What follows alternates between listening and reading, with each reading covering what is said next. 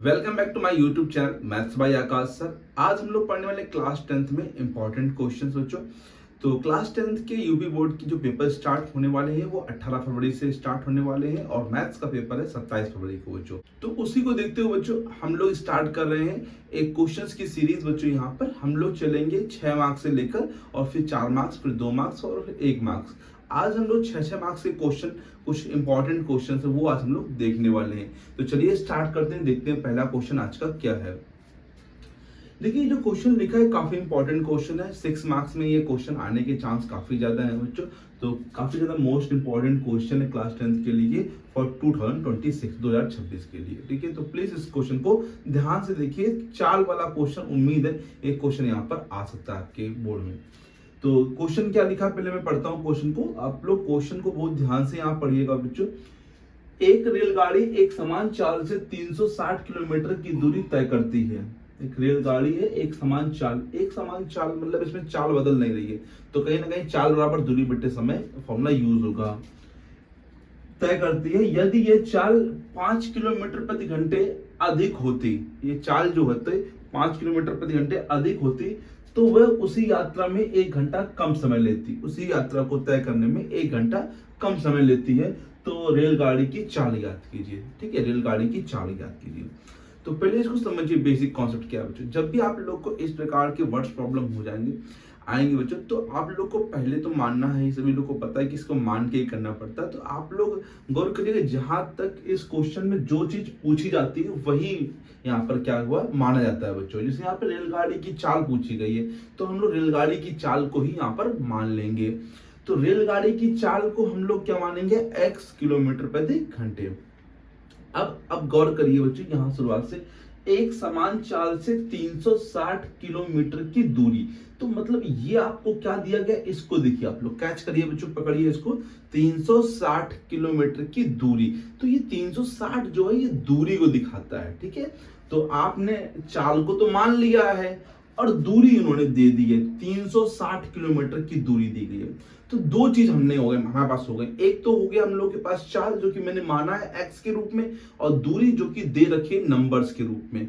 बचा समय, तो समय बराबर होता है दूरी बटे चाल, होता है ना। समय बराबर जो होता है वो क्या होता है, दूरी बटे चाल। क्योंकि चाल बराबर क्या होता है, सभी बच्चों को मालूम होगा, चाल बराबर जो होता है वो दूरी बटे क्या होता है, दूरी बटे समय। तो कहीं ना कहीं आप लोग को मालूम है कि समय बटे में है, तो समय इधर जाएगा तो चाल यहाँ पर आ जाएगा। समय बराबर क्या बन जाएगा, दूरी बटे चाल बन जाएगा। और दूरी बराबर पूछेंगे तो चाल गुणे समय बन जाएगा। राइट है, तो कहीं ना कहीं आप लोग समय निकालेंगे। समय बराबर फॉर्मूला क्या मैंने आप लोग को बताया था, समय बराबर होता है दूरी बटे चाल। तो आप लोग समय निकाल लेंगे दूरी बटे चाल से बच्चे, क्योंकि दूरी 360 किलोमीटर है। देखिए बच्चों ध्यान से देखिए, ये दूरी है 360 किलोमीटर। किलोमीटर लिखा हुआ है, मीटर लिखा हुआ सिंपल, तो वो दूरी को दिखाता है बच्चों। राइट है, तो दूरी, तो समय निकाल लिया। अब आगे का आगे, यदि यह चाल, किसकी बात की गई, चाल की बात की गई है। चाल हमने मान रखी थी, है ना। चाल क्या मान रखी थी, x 5 किलोमीटर प्रति घंटे अधिक होती, मतलब ये चाल को बढ़ा रहे हैं। ठीक है, चाल को थोड़ा सा क्या कर रहे हैं, बढ़ा रहे हैं। तो आप लोग माइंड के अंदर तुरंत सोचिए कि चाल अगर बढ़ जाएगी तो समय अपने आप से क्या हो जाएगा, कम हो जाएगा। ठीक है, आप कहीं से एक जगह से दूसरी जगह जा रहे हैं बच्चों, और किसी एक चाल जा रहे हैं, अगर आप तेज तेज चलेंगे तो जल्दी पहुंच जाएंगे। जल्दी पहुंचने का मतलब है कि समय कम लगेगा। तो इन्होंने चाल ट्रेन की बढ़ा कर बोली है, तो चाल बढ़ जाएगी। जैसे ट्रेन चाल बढ़ने का मतलब, जैसे मान लीजिए पहले x थी, अब 5 बढ़ा दी है, तो x प्लस 5 कर दी है। राइट है, x प्लस कितना हो गया है, 5, मतलब 5 बढ़ाना है। 5x मत लिखिए, बहुत से बच्चे 5x लिख देते हैं। 5x का मतलब आपने 5 का गुणा कर दिया x में। ये दो चीज अलग अलग होती है। x प्लस 5 का मतलब होता है जोड़ना, और 5x का मतलब अगर आपने लिखा तो इसमें मतलब गुणा हो गया। तो ये गलत है, यहाँ पर अधिक बोला गया। 5 किलोमीटर प्रति घंटे गुना बोलता है कि इतना गुना कर दिया गया, तो फिर ये सही था, फिर ये गलत हो जाता है। लेकिन अधिक का मतलब होता है कि ज्यादा करना, मतलब जोड़ना। ठीक है, तो अधिक होती है तो वह उसी यात्रा में 1 घंटा कम समय लेती है। तो उसी यात्रा मतलब जो पहले यात्रा थी, यात्रा मतलब दूरी जो थी पहले 360 किलोमीटर, वही दूरी चल रहा है, लेकिन समय जो पहले लग रहा था उसमें से 1 घंटा जो है वो कम लग रहा है। राइट। 1 घंटा क्या लग रहा है, कम लग रहा है। जो पहले लग रहा था, मान लीजिए पहले 10 घंटे लग रहे थे, तो अब 9 घंटे लग रहे हैं बच्चों पे। समय के बीच का अंतर जो है वो 1 घंटे का है बच्चों, ठीक है। समय के बीच का अंतर कितने का है, 1 घंटे का बच्चों। तो वही इसीलिए हमने बोला कि चाल यहाँ पे पूछा तो चाल पहले आप लोग मानिए। तो यहाँ पे हम लोग डालेंगे बच्चों पहले हल, ठीक है। और माना, बताया ना आपको, पहले मानेंगे, माना रेलगाड़ी की चाल, रेलगाड़ी की चाल कितनी मान ली बच्चों यहाँ पे, x किलोमीटर प्रति आवर, ठीक है। अब जो दे रखा है, दूरी दे रखी है, दूरी कितनी दे रखी है, 360 किलोमीटर, ठीक है। ध्यान देना, चाल मानना तो किलोमीटर प्रति घंटे रखना, किसका मात्रक होता है ना, किलोमीटर प्रति घंटे। अब अच्छे यहाँ पर एक बात गौर करिए, दूरी हो गई, चाल तो रेलगाड़ी द्वारा लगा समय,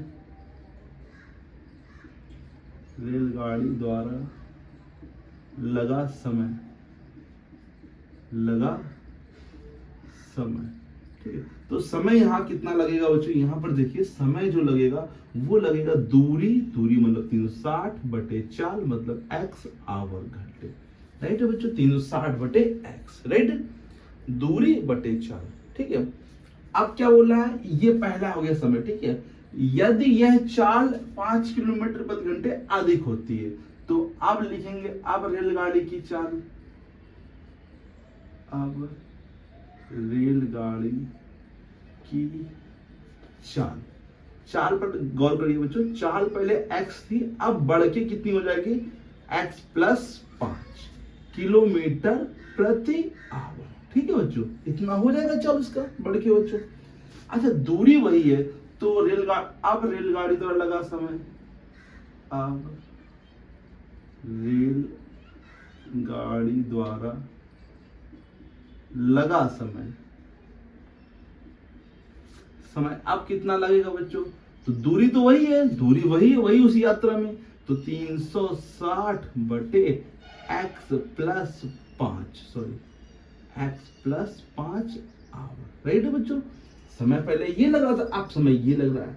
अब मेन खेल समय का है कि उसने बोला है उसी यात्रा में 1 घंटा कम समय लेती है, 1 घंटा कम हो गया है, तो कहीं ना कहीं ये वाला जो जहां चाल बढ़ गई वो 1 घंटा कम हो गया है। मतलब ये जो समय है और ये समय, इन दोनों के बीच का अंतर मतलब कितना चेंज हुआ, वो 1 घंटे का अंतर है ना। इन दोनों के बीच का अंतर कितने का है, 1 घंटे का। और अंतर का मतलब मैथ में होता है घटाना, और अंतर का मतलब घटाना तो है, लेकिन बड़ी वैल्यू से छोटी वैल्यू, बड़े मान से छोटे मान को घटाना होता है। अंतर मतलब समझिए, बड़े मान से छोटे मान को घटाना होता है। जैसे मैंने कहा 3 और 5 का अंतर ज्ञात कीजिए, तो आप बड़े से छोटा वाला घटाएंगे, ठीक है, हमेशा प्लस में आंसर है। तो वही मैं बता रहा हूं, इनके बीच का अंतर 1 घंटे का है, 1 आवर का। तो ये वाला समय क्या है, छोटा हो गया, क्योंकि चाल बढ़ गई ना यहाँ पर। 1 घंटा क्या है, कम समय, तो ये कम समय ले रहा है, ये कम समय ले रहा, ये ज्यादा समय ले रहा, तो ये पहले आएगा और ये बाद में आएगा बच्चों। ओके, क्योंकि यहाँ चाल बढ़ गई। अगर यहाँ पे देखिए चाल बढ़ जाएगी तो समय आप धीरे से नीचे से कम कर देंगे, चाल घट जाएगी तो समय ऊपर की तरफ कर देना बच्चों। तो ये चीज आप लोग को बहुत ही सिंपल लगेगी, जैसे तीर का चिन्ह है, जैसे चाल बढ़ी तो नीचे की तरफ कर दो, भैया नीचे बढ़ गया तो नीचे मतलब कम हो गया, और उसको ऊपर, तो नीचे का मतलब भी बाद में आएगा, पहले कौन सा लिखा जाएगा, ये। तो लिखेंगे प्रश्नानुसार इनके बीच का अंतर 1 घंटे का, तो 360/x माइनस 360/x + 5 बराबर कितना, 1 घंटा, राइट है बच्चों। अगर यहां चाल घट जाएगी तो ऊपर बना देना बच्चों, की चाल घट गई तो ऊपर बना देना, मतलब ये पहले आएगा, ये फिर बाद में आ जाएगा बच्चों। सिंपल बात है बच्चों। अब हम आप लोग को ये हल करना सिखाएंगे। हल करने का तरीका बहुत ही इजी है। जब भी आप लोग को ये चीज सेम लगे, दूरी जैसे सेम दी गई है, तो आप पहले कॉमन करेंगे यहाँ से, हमेशा पहले कॉमन, एलसीएम नहीं, पहले कॉमन, ठीक है। 1/x माइनस 1/, यहाँ पर जब आपने कॉमन लिया तो यहाँ पर 1 बचेगा और यहाँ पर भी 1, 0 नहीं बचता है बच्चों यहाँ पे, ठीक है। क्योंकि कॉमन करने पर हम लोग गुणा करते हैं, तो इसीलिए 360 एकम 360 और 360 एकम 360, राइट है बच्चों। अब इसके बाद लासा, लासा भी समझ लीजिए बहुत सिंपल तरीके से, ये लिखना है और ये लिखना है गुणा लगा के, एक्स, ये तो सिंगल है तो कोई दिक्कत नहीं, लेकिन ये दो दो नंबर तो इसमें ब्रैकेट लगाइए।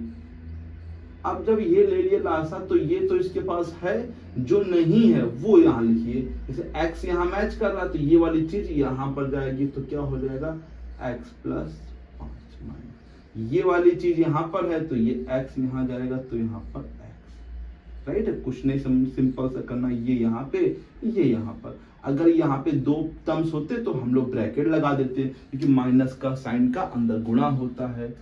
अब यहाँ पे x से x क्या हो जाएगा, कट जाएगा, 360 बटे 5 बटे x प्लस 5। अब ऊपर ऊपर गुणा कर लीजिए, जीरो का जीरो तो जीरो आ जाएगा, 5 6 का 30, ऊपर बच्चों बीच में गुणा है, 5 6 का 30 और 5 या 15 3 18, ठीक है। देखिए हमसे गलती से x छूट गया, कोई बात नहीं, लिख लेते हैं फिर से। अब नीचे भी गुणा कर लीजिए, यहाँ देखिए 1 लिखना था, जीरो लिख दिया गलती से, x का x में गुणा करेंगे तो x स्क्वायर प्लस का 5x, ठीक है। गलतियां यहाँ पर ध्यान दीजिए, गलतियां होंगी, सबसे मैथ में गलती होना है बच्चों, सिंपल सी बात है कि मैथ में गलती होंगी, बिना गलती के मैथ कहाँ लगती है बच्चों, है ना।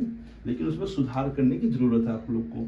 ये तिरछा गुणा करेंगे, तिरछा का मतलब ये इधर जाएगा तो इसके नीचे भी एक मान लेंगे, जीरो नहीं एक, तो इधर इधर, तो ये वाली चीज मैं पहले लिख रहा हूँ क्योंकि एक्स स्क्वायर है बच्चों, तो इसको गुणा इसमें करेंगे तो एक्स स्क्वायर प्लस 5x बराबर, कि ये पूरा गुणा हो चुका ना इसका बच्चों, तो ये पूरा हो गया तो फिर बराबर लगाएंगे, इसकी गुणा इसमें करेंगे तो बराबर के इस तरफ क्या लिखेंगे 1800, ठीक है।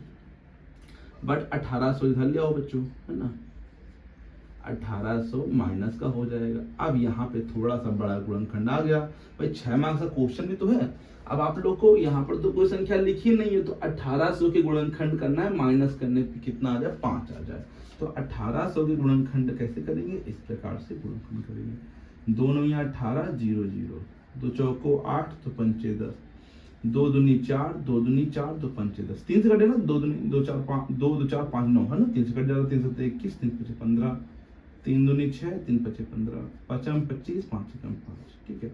ऐसा करना, माइनस करने पर 5, तो 5 वो छोटा नंबर है, तो आप लोग क्या करिए कि ऐसे बनाइए, 2 दूनी 4 4 दूनी 8 8 24 24 से 48, 5 25, 48 में 25 जाएगा, नहीं बचेगा, तो और ऐसे बनाइए बड़े बड़े पेयर बच्चों, ठीक है। अब इधर बनाते 5 5 25 है ना, 25 दूनी 50, मान लीजिए 50 कर लिया आपने, ठीक है।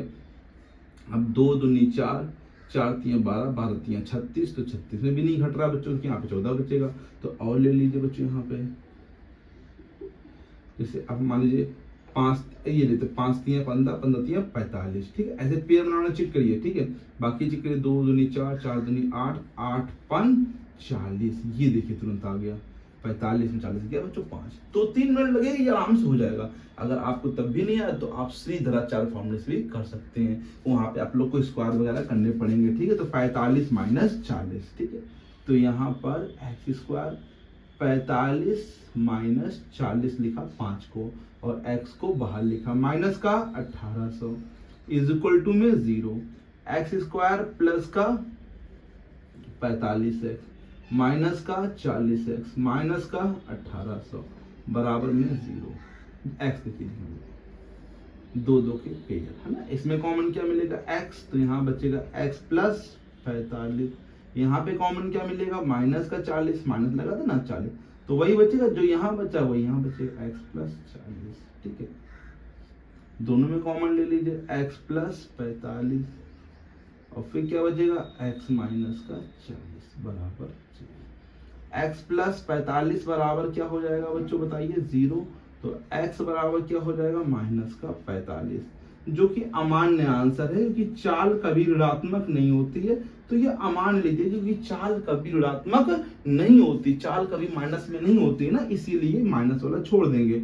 अब इसको तो ले लिया बच्चों, अब इसकी बारी है, x माइनस 40 बराबर 0, एक एक जीरो करते हैं, x बराबर कितना आएगा 40, जो कि सही आंसर है। और लास्ट में लिख देंगे, अतः रेलगाड़ी की चाल, रेलगाड़ी की चाल कितनी है? 40 किलोमीटर प्रति घंटा है। ठीक है, ये इसकी चाल है गाड़ी की। बताइए 6 मार्क्स का क्वेश्चन है, समझ में आया सही बच्चों को अच्छे से?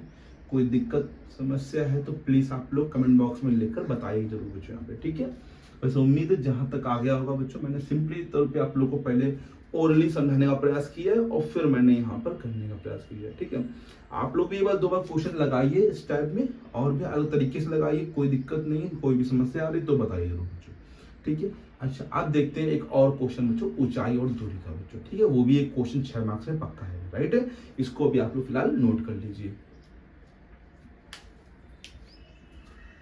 देखते हैं बच्चों नेक्स्ट क्वेश्चन जो कि है ऊंचाई दूरी का। ऊंचाई दूरी का एक क्वेश्चन 6 मार्क्स से पक्का आता है। जैसे मैंने बताया पीछे कि एक द्विघात समीकरण या 2 चर वाले रैखिक समीकरण का एक वर्ड्स प्रॉब्लम, शब्दों वाला प्रॉब्लम तो पक्का आता है। उसी प्रकार से ऊंचाई दूरी के 2 क्वेश्चन आते हैं, उनमें से हम लोग को एक क्वेश्चन बच्चों करना होता है। ठीक है, तो जो मैंने क्वेश्चन लिख रखा है ये काफी इंपॉर्टेंट क्वेश्चन है और आशा है कि इस टाइप से क्वेश्चन आप लोग को बोर्ड में देखने को पक्का मिलेंगे बच्चों। तो समझिए बच्चों, ऊंचाई दूरी के क्वेश्चंस में मेन होता है डायग्राम। अगर आपने डायग्राम बना लिया तो आधा काम आपका हो गया बच्चों। मेन यहाँ डायग्राम पे आप फोकस करिए। अगर डायग्राम बनाने में दिक्कत होगी तो फिर क्वेश्चन तो भूल जाइए, फिर क्वेश्चन आपसे नहीं लग पाएगा। तो प्लीज डायग्राम को समझने का जरूर प्रयास करिएगा बच्चों। ठीक है, तो चलते समझते इसका डायग्राम कैसे बनाएंगे हम लोग। ठीक है, यहाँ पे 2 चीजें इंपॉर्टेंट है, उन्नयन कोण और अनुमान कोण। उन्नयन कोण नीचे से ऊपर की तरफ बनता है, मतलब नीचे खड़े होकर हम ऊपर की तरफ देख रहे हैं तो उन्नयन कोण बनेगा, और ऊपर खड़े होकर अगर नीचे की तरफ देखते हैं तो अवनमन कोण बनता है। राइट है बच्चों, ये चीज ध्यान रखिएगा आप लोग। ठीक है, चलिए देखिए पढ़ते हैं क्वेश्चन को। लिखा है 7 मीटर ऊंचे भवन के शिखर से, 7 मीटर ऊंचे भवन के शिखर से एक केबल टावर के शिखर का उन्नयन कोण 60 डिग्री है और इसके पाद का अवनमन कोण 45 डिग्री है। टावर की ऊंचाई ज्ञात कीजिए। ठीक है, अब यह सिंपल सी बात है यार, आप लोग को यहाँ पर यह समझना है कि हम लोग कहां पर खड़े हैं। ये बस ध्यान देना, कहां पर खड़े हैं। जहां से खड़े वहीं पर मेन फोकस करिए, वहीं से कोण बनना स्टार्ट होता है बच्चों। जैसे यहां पर समझिए 7 मीटर ऊंचे भवन के शिखर से लिखा है, तो मतलब आप खड़े हैं 7 मीटर ऊंचे भवन के शिखर पर। शिखर मतलब ऊपर होता, पाद का मतलब नीचे पैर की तरफ। तो 7 मीटर ऊंचे भवन के शिखर से, शिखर पे खड़े, मतलब जैसे भवन, मतलब ये 7 मीटर ऊंचा क्या है बच्चों, यहाँ पे वो भवन है, इसके आप यहाँ पर खड़े हैं। ठीक है, अब यहां से अगर आप नीचे की तरफ देखेंगे तो अवनमन कोण बनेगा। क्या बनेगा? अवनमन कोण। और ऊपर की तरफ देखेंगे तो उन्नयन कोण तो बनेगा, लेकिन इससे बड़ी चीज होनी चाहिए तभी तो उन्नयन कोण बन पाएगा। अगर इससे छोटी होगी तो अवनमन कोण बनेगा। हाँ भाई देखो, यहाँ पर खड़े हो तो यहां से अगर आप तभी उन्नयन कोण बन पाएगा जब आप सामने चीज बड़ी होनी चाहिए। तो उसने कहा है कि आप 7 मीटर ऊंचे भवन के शिखर से, तो पहले मैं बनाता हूं जमीन, पहले हमेशा जमीन। 7 मीटर ऊंचे भवन, ये भवन मान लीजिए, यहां पर मैं खड़ा हूं। कहां पर? भवन के शिखर पर। ये ठीक है, ओके। से एक केबल टावर, अभी ये भवन था, ये क्या है बच्चों बोलो? भवन है। अब एक केबल टावर, अब पता नहीं केबल टावर छोटा है कि बड़ा है ना? केबल टावर तो पता नहीं है, बड़ा भी हो सकता है छोटा भी हो सकता है। तो केबल टावर के बारे में पढ़ते, केबल टावर के शिखर का उन्नयन कोण, और उन्नयन कोण तभी बनेगा जब सामने वाली चीज बड़ी होगी बच्चों। मतलब केबल टावर जो कि इस तरफ है वो भवन से बड़ा है। ये क्या है बच्चों बोलो? Cable tower. इसमें केबल लगी होती है, केबल टावर। भाई उन्नयन बोला ना, उन्नयन, उन्नयन का मतलब सामने चीज बड़ी होगी बच्चों यहाँ पर। तो मतलब यहां से हम यहाँ पर देख रहे हैं तो उन्नयन कोण हवा में तो बनेगा नहीं, तो इसीलिए इस पर एक जमीन बना दो। और कितना डिग्री कोण है? 60 डिग्री बच्चों यहाँ पे।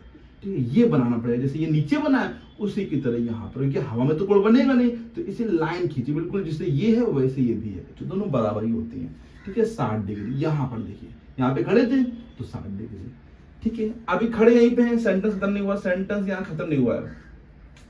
और इसके पाद का अनुमान कोण, इसके मतलब किसकी बात कर रहा है? केबल टावर के, क्योंकि खड़े तो वहीं पर हैं, केबल भवन के शिखर पर।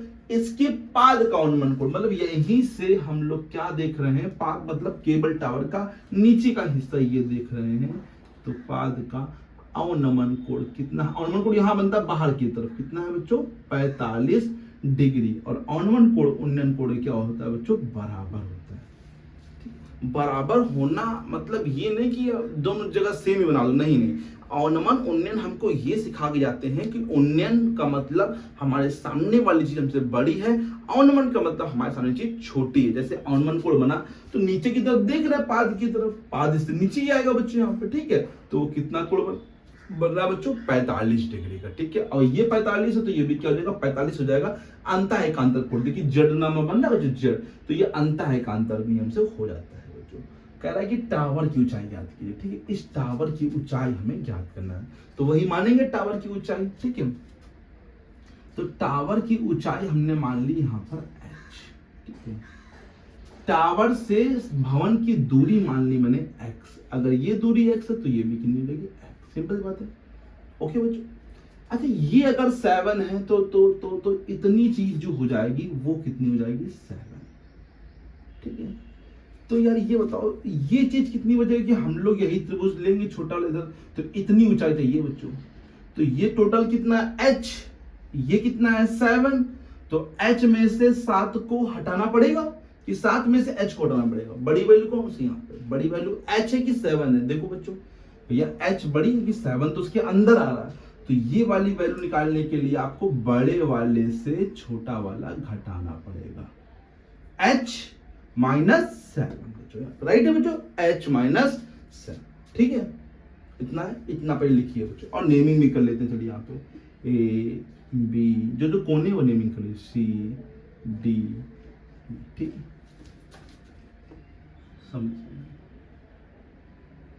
माना केबल टावर की ऊंचाई, केबल टावर की ऊंचाई कितनी मान ली बच्चों हम लोगों ने, x मीटर। माना भवन से केवल टावर देते हैं, टावर की दूरी, जो दूरी है वो हमने मान ली, सॉरी ऊंचाई तो उन्होंने h मान ली ना, दूरी कितनी मान लेते हैं x मीटर, ठीक है। ऊंचाई h मीटर, सॉरी ये h मीटर, दूरी x मीटर, ठीक है। अब आते हैं बच्चों यहाँ पर त्रिभुज, त्रिभुज कौन से ले लिया पहले ये, अच्छा पहले ये ध्यान दें त्रिभुज वो जरूरी इसमें 90 जरूर आए, 90 आना चाहिए बच्चों। ऐसा नहीं कि आप कोई भी जो मैंने त्रिभुज ले ना, ऐसा त्रिभुज लीजिएगा इसमें 90 जरूर आए बच्चों। तो अगर आप देखें एक ये 90 वाला बन रहा है, इसे ये देखिए यहाँ पर बन रहा है बच्चों छोटा सा CAB, और एक ये बन रहा है CDE, यहाँ पे 90 आ रहा है। बन तो ये भी रहा CDB, लेकिन यहाँ पे लो चाहिए, यहाँ लोग बात दोनों सेम ही है, उधर ही 45 इधर ही 45, तो ये सिंपल आपको दिख रहा है यहाँ पे सामने। अच्छा अगर आप गौर करिए ये सिंगल नंबर है, मतलब सिंगल नंबर 7, ये भी सिंगल नंबर है इस वाले त्रिभुज में। यहाँ पे गौर करिए सिंगल है, लेकिन ये चीज डबल है, h है 7 है, दो चीजें ना यहाँ पर। तो आप लोग हमेशा वो त्रिभुज पहले लेंगे जिसमें सिंगल सिंगल नंबर हो, सिर्फ सिंगल सिंगल। डबल से डबल है, h माइनस 7, h प्लस 7, ऐसे डबल नंबर वाले मत लेना पहले, हमेशा पहले सिंगल सिंगल नंबर, चाहे वो छोटा त्रिभुज हो चाहे वो बड़ा त्रिभुज हो, हमेशा सिंगल सिंगल नंबर वाले पहले त्रिभुज लेना पड़ेगा आप लोग को, जिससे सॉल्व करना इजी रहे आप लोग को, ठीक है। तो पहले कौन सा नंबर, ये वाला त्रिभुज, मतलब CAB, त्रिभुज CAB में CBA लिख देते, चलो कोई बात नहीं, ठीक है। अरे फिर CBA, ठीक है। कितना कोण बन रहा है 45। तो देखिए लंब है, ये आधार है, लंब और आधार एक ही में आते हैं बच्चों, 10 में आते हैं। अच्छा आप लोग ये भी गौर करिए, जब भी दो कोण वाले क्वेश्चन आएंगे तो जहां तक चांस है 10 और कॉट ही यूज होंगे, और कोई नहीं यूज होगा, और जहां तक ये 10 ही ज्यादा यूज होगा बच्चों, ठीक है। ऐसे में 10 ज्यादा यूज होता है जब कभी दो कोण वाले आते हैं बच्चों, कि उसमें कड़ का कोई काम ही नहीं होता, लंब और आधार चल जाता है। 10 45 बराबर लंब, लंब क्या है CA, ठीक है। आधार क्या है AB। अब 10 45 का मान भी आप लोग को याद होना चाहिए, 1, CA कितना है 7, AB कितना है x, तिरछा गुणा किया तो x बराबर कितना आ गया 7, ठीक है। x बराबर कितना आ गया 7 मीटर, राइट है बच्चों। ठीक है, ये नंबर 1 डालना है, x का मान आ गया। अब CDE में त्रिभुज CDE में, राइट है। अब कितना बन रहा है 60, फिर 10 60 लेंगे लंब आधार के लिए, 10 60 बराबर लंब कितना होगा, यही तो लंब होगा इतना DE बच्चों, तो DE बटे आधार क्या है AD, है ना, आधार AD। 10 60 का मान √3, DE का मान h-7, AD का मान x, ठीक है। अब हम लोग एक से समीकरण 1 से x का मान रख लेंगे, तो 1 से लेना बगल में 1 से x का मान रखो बच्चों, h-7 बटे में 7, ठीक है। तिरछा गुणा करिए फिर, ठीक है, तिरछा गुणा करेंगे तो इसका गुणा इसमें करेंगे और इसका गुणा इधर करेंगे। तो पहले आप लोग ये वाला कर लीजिए, h निकालना है तो पहले इसका गुणा 1 में कर लीजिए, तो सिंपल वही आएगा, है ना। अब यहाँ क्या लगेगा बराबर, क्योंकि दूसरा करने जा रहे हैं तो दूसरा बराबर लगाएंगे, 7 का √3 में करो तो 7 √3। h निकालना है तो 7 को इधर ले आओ, 7 √3 और प्लस 7। अब ये क्या जुड़ते हैं, बहुत से बच्चे 7 7 14 √3 कर देते हैं, ये भी बड़ी गलती हो जाती है भैया। ये अपरिमेय संख्या परिमेय में नहीं जुड़ती है बच्चों कभी भी, ठीक है। अपरिमेय भी नहीं जुड़ते, लेकिन जब वो सेम होता है तो कॉमन मिल जाता है। जैसे यहाँ पे भी √3 होता तो 7 कॉमन ले लेते हैं, ना, √3 कॉमन ले लेते हैं, फिर वो जुड़ जाता है। जैसे रूट सेम, जैसे 2 √3 है और ये 5 √3, तो ये भी जुड़ते नहीं है एक्चुअली में, √3 कॉमन मिलता है बच्चों, कॉमन मिलता है तो 2 और प्लस 5 बचता, तो ये दोनों मिलकर 7 हो जाते हैं। जुड़ते ये भी नहीं है, वो कॉमन मिल जाता है बच्चों, तो संख्या आपस में जुड़ जाती है। जैसे x होता है 2x + 5x 7x, वैसे ही अपरिमेय संख्याओं को भी जोड़ना होता है, ठीक है। तो अभी फिलहाल ये जुड़ नहीं पाएंगे बच्चों आपस में, बस कॉमन ले सकते हैं आप 7, तो कितना बचेगा √3 प्लस यहाँ पर 1। बताइए आया कि नहीं आया, यहाँ भी। अगर √3 का मान दे रखा हो, वैसे √3 का मान आप लोग को याद भी होना चाहिए 1.732 प्लस का 1, तो वो भी रख लेंगे। जोड़ने का तरीका 1 में 1 जुड़ेगा कि पॉइंट के इस तरफ है, तो ये तो जुड़ेगा नहीं कि 1.00 मानेंगे बच्चों इसको, ठीक है। 2.732 इसका गुणा जो भी आएगा, गुणा करके आप लोग आंसर कमेंट में लिखकर बताएंगे जरूर, ठीक है। ओके, राइट है। तो बताइए ये वाला क्वेश्चन आप लोग को आ गया अच्छे से। फिर देखिए 6 मार्क्स के 3 क्वेश्चन जो होते हैं वो फिक्स होते हैं, किस किस चैप्टर से। एक वर्ड्स प्रॉब्लम, चाहे वो 2 चर वाले से आए, चाहे द्विघात समीकरण से आए, एक ऊंचाई दूरी से, और एक पृष्ठीय क्षेत्रफल और आयतन से, बेलन, शंकु और अर्धगोला, गोला, उससे एक आएगा बच्चों क्वेश्चन। तो मैं आपको पहले ये 3 क्वेश्चन अच्छे से तैयार कराऊंगा लॉन्ग, फिर चलेंगे 4 नंबर वाले क्वेश्चन में। तो पहले आप लोग का ये काम है कि 2 क्वेश्चन जो मैंने भी कराए हैं फिलहाल, एक द्विघात समीकरण का और एक किसका बच्चों, ऊंचाई दूरी का, ये दोनों क्वेश्चन आप लोग लगाइए।